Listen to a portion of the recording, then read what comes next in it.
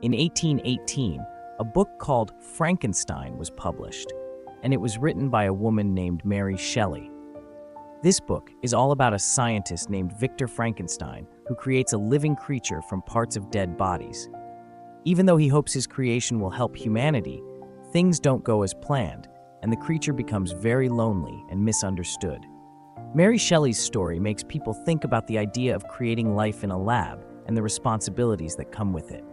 It also asks us to consider how humans might change themselves or other living things, which is an idea that shows up later in the idea of robots and, eventually, cyborgs. Even today, Frankenstein is an important story that makes us think about what it means to be human and how we should treat new forms of life we might one day create. In 1921, something special happened in the world of theater. A man named Karel Čapek introduced the word robot in his play called RUR, Rossum's Universal Robots. In this story, robots are made to work for people, doing many tasks nobody else wants to do. But soon, things go wrong as the robots start to think for themselves, which causes all types of problems. This new word, robot, caught on quickly, and soon it was used to describe machines that could work like humans or do jobs that humans usually do. While the play worried people about robots taking over, it also sparked imaginations about how robots could help in our daily lives. This idea of robots thinking and acting like humans would later become important when people started thinking about creating cyborgs, which are part human and part machine. Fast forward to 1958 when a man named Jackie Steele came up with a new word, cyborg. This word is a mix of cybernetic and organism, and describes a being that has parts that work both as a human body does and like machines. Imagine a person who might have robotic parts that help them do things their regular human body might not be able to do. Steele wanted to describe systems that could take care of themselves like a human or animal can, but with some help from machines. This was a big idea because it started people thinking about how humans and machines could be put together to make someone who is more than just a person. This would later open a whole new world of ideas about how technology could help people live better or do things they couldn't do before. In 1960, two men named Manfred Clynes and Nathan S. Kline made the idea of the cyborg even more exciting. They wondered how humans could explore outer space where things are very different from Earth. They thought maybe we could use technology to help the human body adapt to space. By adding special tools or machines to someone, like a part that helps them breathe better, or a device that helps them stay aware of time, space travel could be easier. This idea got people really interested in how humans could be part machine. Clynes and Kline proposed that by using technology to enhance our bodies, humans could become better equipped to handle challenges that were natural or man-made. The idea became very popular, and people started imagining all sorts of possibilities for humans with parts that could be improved by machines. In the 1970s, scientists began working on something called cochlear implants. These are small devices that help people who can't hear well. The implants work by taking sounds from the environment and turning them into signals that the brain can understand. Imagine having a little helper inside your ear that makes sounds clearer for you to hear.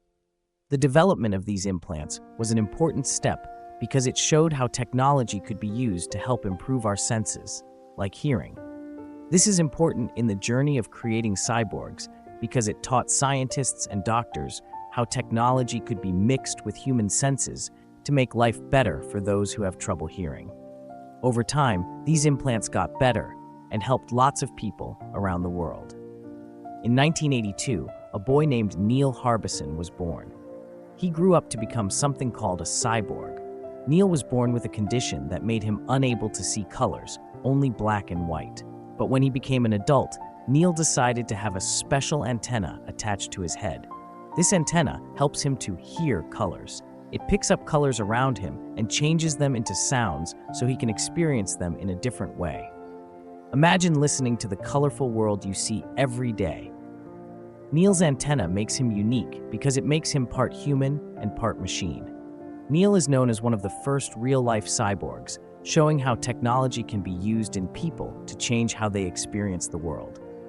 His story helps others to rethink the boundaries of human experience with the help of technology. In 1998, an exciting experiment called Cyborg 1.0 took place. A professor named Kevin Warwick decided to explore how humans and computers could interact. He implanted a small chip in his arm that allowed him to control different devices just by thinking about them. Think of it like having a special remote control built into your body. This was a very important experiment because it showed that machines could be connected to human nerves and help us use technology in a new way. Kevin's experiment was a big step forward in understanding how technologies could be personalized for each person to make everyday tasks easier, or explore other ways in which humans and machines could work together. Experiments like this started to show us how cyborgs could become real, not just something in stories or movies. In 2002, a man named Jesse Sullivan became a part of a significant medical breakthrough when he received the first neurally controlled prosthetic arm. Jesse had lost his arms in an accident, and doctors wanted to help him. They created a special arm that he could control with his thoughts, just like a real limb. The doctors connected the arm to nerves in Jesse's body, so when he thought about moving his arm, the mechanical one would move with him. Imagine being able to pick something up just by thinking about it. This amazing advancement marked a big step in understanding how technology could be used to give people back abilities they had lost or even enhance their natural ones. Jesse's experience helped pave the way for even more advanced prosthetics in the future. By 2013, scientists were making exciting breakthroughs with brain-computer interfaces. These are special systems that help someone control machines directly with their brain. In some successful trials, people were able to move robotic arms and legs just by thinking about what they wanted them to do, like superheroes using invisible powers. The brain signals sent messages from the brain to these devices, allowing users to pick things up, shake hands, or even eat and drink on their own. These advancements helped scientists understand much more about how human brains were able to interact with computers. This technology gave new hope to people who had lost the use of their limbs, allowing them to interact with the world more freely. It was a big step in the journey of blending human capabilities with machines to improve people's everyday lives. In 2014, progress in making biohybrid devices and brain-computer interfaces was moving quickly. Scientists created these devices to allow the biological parts and electronic hardware to work together better. Imagine wearing a glove that can make you feel hot or cold, just like your skin does, but with secret electronic powers inside. Biohybrid devices are special tools that help humans connect more naturally with technology. Brain-computer interfaces were also being improved to help people have better control over prosthetic limbs. These advancements meant that people who used these technologies could do more than they ever dreamed possible. This development made life easier for people and opened the doors for even more fantastic things in the future, where the line between humans and machines became beautifully blurred. In the 2020s, technology kept getting better, especially for people interested in cyborgs and robotics. There were incredible advancements in artificial organs, digital retinal implants, and neural lace designs. Scientists worked hard on creating organs that could do the same job as human ones, but were made of special materials or had digital enhancements. A digital retinal implant, for example, could help someone see better by transmitting pictures to the brain. Imagine having a special camera inside your eye that helps you see things clearly. Neural lace designs are like delicate meshes that can be put in the brain to help the brain connect and work with computers.